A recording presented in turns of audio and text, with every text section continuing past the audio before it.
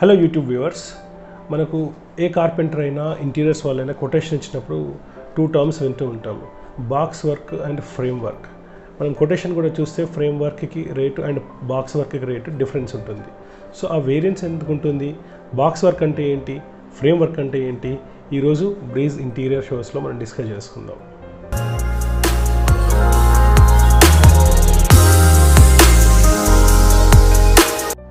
So మనకి builder ప్లానింగ్తో కట్టుకున్న ఇల్లు అయినా, బిల్డర్ దగ్గర తీసుకున్న ఫ్లాట్ అయినా, మన సొంత ప్లానింగ్తో కట్టుకున్న ఇల్లు అయినా, ఫ్లాట్ అయినా, సో 2 టైప్స్ ఆఫ్ వాల్స్ చూస్తాము.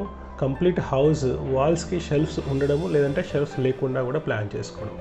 సో ఎక్కడైతే షెల్ఫ్స్ ఉంటాయో అక్కడ మనం వుడ్ వర్క్ చేసేటప్పుడు ఫ్రేమ్ లాగా చేసుకొని, ఒకవేళ వార్డ్రోబ్ అయితే sliding doors and openable doors fit చేసుకోవాల్సి వస్తుంది. సో ఆ ఫ్రేమ్ ఫిట్ చేసుకుని దాని బేస్ మీద డోర్స్ని ఇవ్వడం అనేది ఫ్రేమ్ వర్క్ అంటారు.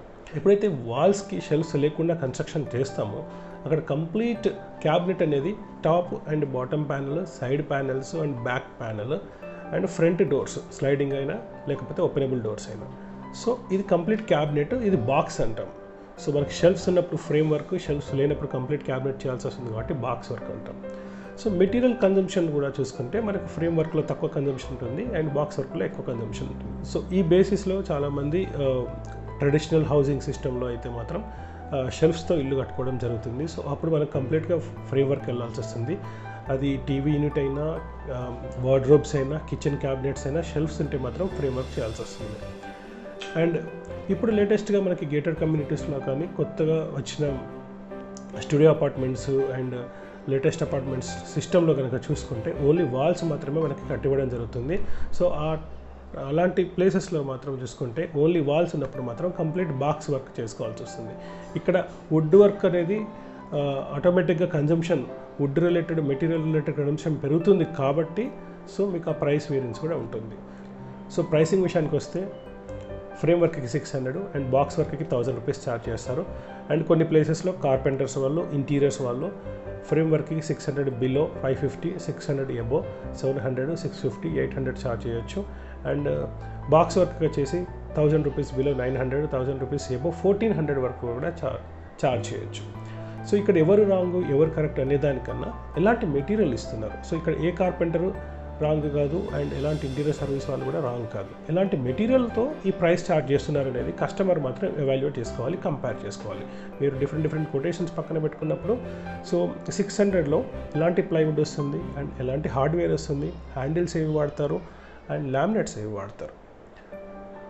అలాగే 1000 రూపీస్ బాక్స్ వర్క్ది 900 రూపీస్, 1100, 1200 రూపీస్ ఛార్జ్ చేసినప్పుడు ఎలాంటి ప్లైవుడ్ వాడతారు, ఎలాంటి లామినేట్స్ వాడతారు, ఎలాంటి హార్డ్వేర్ వాడతారు, సో ఇవి మనం కంపేర్ చేసుకుంటూ ఎవాల్యుయేట్ చేసుకోవాల్సి వస్తుంది. సో స్టాండర్డ్గానే అన్నప్పుడు కొన్ని మనకు బ్రాండ్స్ ఉన్నాయి, నిమ్మి, ఎబ్కో, స్లీక్, ఇలాంటి బ్రాండ్స్ అయితే చాలా మట్టికి కార్పెంటర్స్ మనకు 600 రూపీస్ నుంచి ఫ్రేమ్ వర్క్కి ఛార్జ్ చేస్తూ వెళ్తారు. బట్ దీంట్లో మళ్ళీ లామినేట్స్ కనుక మనకి ఎలాంటి బ్రాండ్స్ ఇస్తున్నారు అండ్ ఏదైతే నేను చెప్పిన కంపెనీస్ ఉన్నాయో అవి హార్డ్వేర్ రిలేటెడ్, నిమ్మి, ఎబ్కో అండ్ స్లీక్ వచ్చేసి. బట్ లామినేట్స్ ఏ కంపెనీ వాడుతున్నారు, వాటికి వారంటీ ఉందా, అండ్ ప్లైవుడ్ ఏ కంపెనీది వాడుతున్నారు, వాటికి వారంటీ ఉందా లేదా, సో దాన్ని బట్టి ప్రైస్ అనేది మళ్ళీ ఇంక్రీజ్ అవ్వడం జరుగుతుంది. 600 నుంచి 650 అండ్ 700. సో దీంట్లో మెటీరియల్ని కొంచెం మనం అడ్జస్ట్ చేసుకుంటూ ఉంటే దాన్ని 550కి కూడా ఛార్జ్ చేసే వాళ్ళు ఉన్నారు. అలానే మనం బాక్స్ వర్క్ చూసుకుంటే కూడా ఎలాంటి మెటీరియల్ వాడుతున్నారు, సపోజ్ ప్రీమియం వర్క్లో చూసుకుంటే కనుక హఫెల్, బ్లమ్ అండ్ హెటిచ్, ఇంకా చాలా బ్రాండ్స్ ఉన్నాయి ప్లేసెస్ని బట్టి. సో ఇవి ప్రీమియం మెటీరియల్ కింద కన్సిడర్ చేస్తారు. అలాగే ప్లైవుడ్కి కూడా అండ్ లామినేట్స్కి కూడా ఎలాంటి మెటీరియల్ అండ్ ఏ బ్రాండ్స్ వాడుతున్నారు, వాటి వారంటీ ఎలా ఉంది, సో ఈ టర్మ్స్ని కనుక చూసుకుంటే మనకు అది ప్రీమియమా అండ్ స్టాండర్డా అనేది తెలిసిపోతుంది. సో దాన్ని బట్టి వాళ్ళు ప్రైసింగ్ అనేది ఫిక్స్ చేయడం జరుగుతుంది. సో మీరు ఈ standard and local brands, material, warranty ఇలాంటివి కనుక చూసుకుంటూ మీరు కంపేర్ చేసుకుంటే అప్పుడు మీకు కరెక్ట్ ప్రైస్ అనేది రావచ్చు. సో ఎవరు ఏ ప్రైస్లో ఇచ్చినా అది రాంగ్ అని కాదు, మేబీ కార్పెంటర్ అయినా కావచ్చు అండ్ ఇంటీరియర్స్ వాళ్ళైనా కావచ్చు. ఎక్కువ ఉందంటే ఒకలా అండ్ తక్కువ ఉందంటే ఒకలా, అలా కాదు. మీకు వచ్చే మెటీరియల్ ఏంటి, ప్లైవుడ్ ఎలా వాడుతున్నారు అండ్ హార్డ్వేర్ ఎలా వాడుతున్నారు, సో హ్యాండిల్స్ ఏవి వాడతారు, లామినేట్స్ ఏవి వాడతారు, సో ఇది స్టాండర్డ్ మెటీరియలా అండ్ ప్రీమియం మెటీరియల్, సో దాన్ని బట్టి మీరు ప్రైస్ ఎవాల్యుయేట్ చేసుకోవడం జరుగుతుంది. సో దాన్ని బట్టి మీరు జస్టిఫై చేసుకోవచ్చు కూడా. ఇలాంటి మెటీరియల్ వాడుతున్నప్పుడు ఓకే నేను 1100 పే చేస్తున్నాను పర్ ఎస్ఎఫ్టీ, 1200 పే చేస్తున్నాను ఎస్ఎఫ్టీ, జస్టిఫై చేసుకోవచ్చు.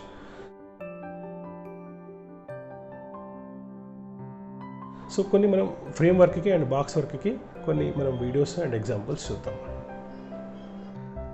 సో ఈ షెల్ఫ్స్ చూసుకుంటే రైట్ సైడ్ మనకు ఉన్నాయి, లెఫ్ట్ సైడ్ ఓపెన్ ఉంది కాబట్టి అక్కడ బాక్స్ లాగా చేసాం, మీరు సర్కిల్లో చూడొచ్చు. సో రైట్ సైడ్ వచ్చేసి షెల్ఫ్స్ కాబట్టి కంప్లీట్ ఫ్రేమ్ వర్క్ చేసాము. సో కంప్లీట్ అయ్యాక వార్డ్రోబ్ లుక్ ఇలా వచ్చింది.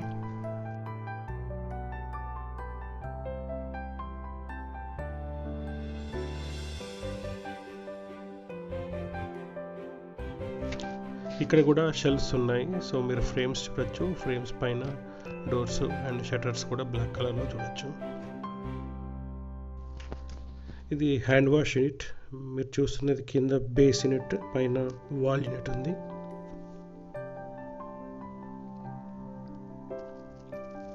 ఇది TV unit, back side panelling and dressing table. ఇది క్రాకరీ యూనిట్ కంప్లీట్గా ఇవన్నీ. సో బాక్స్ వర్క్ అంటారు. Thanks for watching breeze interior shows. మళ్ళీ నెక్స్ట్ వీడియోలో కలుసుకుందాం.